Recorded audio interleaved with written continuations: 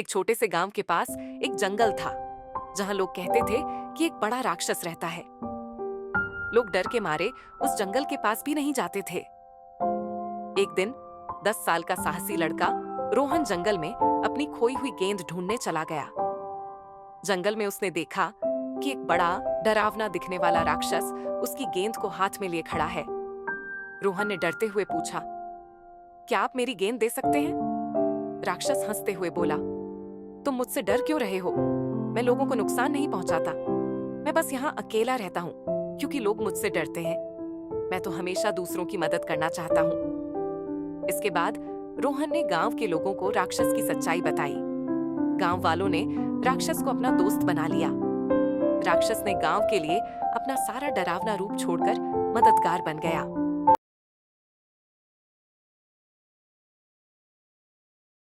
एक बार की बात है, एक छोटे से गांव में नेहा नाम की एक बच्ची रहती थी। उसके घर के पास एक बड़ा लेकिन सूखा बगीचा था। नेहा हर दिन उसे हरा भरा बनाने की कोशिश करती, लेकिन कुछ भी काम नहीं आता। एक रात जब नेहा चुपचाप बगीचे में बैठी रो रही थी, तभी एक जादुई चमक उसके सामने आई। वह चमक एक परी में बदल गई। परी ने कहा, नेहा, मैं तुम्हारी मेहनत और लगन से बहुत खुश हूँ। मैं तुम्हारी मदद करूंगी।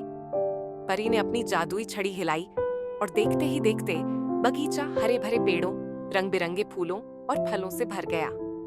नेहा खुशी से चिल्लाई, धन्यवाद परी। परी मुस्कुराई और कहा, याद रखना, मेहनत और प्यार से हर जगह को सुंदर बनाया जा सकता है।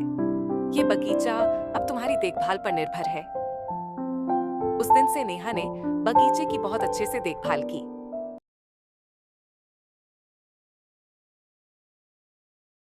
एक गांव में रोहन और उसकी छोटी बहन काव्या रहते थे।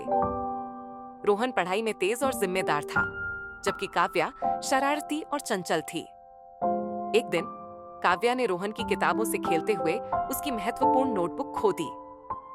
रोहन गुस्से में काव्या को डांटने ही वाला था कि काव्या रोते हुए बोली, भैया माफ कर दो, मैं सिर्फ तुम्हारे साथ खेलना चाहती थी। रोहन का गुस्सा तुरंत शांत हो गया। उसने मुस्कुराते हुए कहा, कोई बात नहीं, लेकिन अगली बार पहले पूछ लेना। उसने काव्या को गले लगाया और दोनों ने मिलकर नोट्स फिर से बनाए। उस दिन रोहन ने काव्या को सिखाया कि गलती को सुधारने की कोशिश करना सबसे जरूरी है, और काव्या ने सीखा कि ध्यानपूर्वक काम करना चाहिए।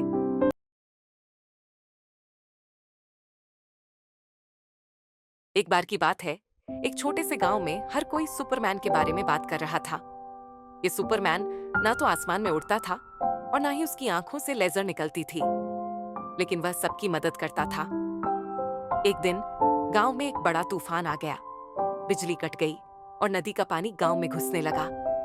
लोग घबराकर इधर उधर भागने लगे। तभी सुपरमैन की आवाज गूंजी, डरने की जरूरत नहीं है, मैं हूं ना। सुपरमैन ने जल्दी से काम शुरू किया। उसने बच्चों और बुजुर्गों को एक सुरक्षित ऊंचाई पर पहुंचाया। फिर उसने गांव के लोगों की मदद से लकड़ियों और बोरों से बांध बनवाया ताकि पानी का बहाव रुक सके। तूफान थमने के बाद लोग सुपरमैन को धन्यवाद देने पहुंचे, लेकिन उसे कहीं नहीं पाया। तभी गांव के मुखिया ने कहा, सुपरमैन कोई और नहीं, हम सबकी एकता और हिम्मत है। जब हम मिलकर काम करते हैं तो हम खुद सुपरमैन बन जाते हैं।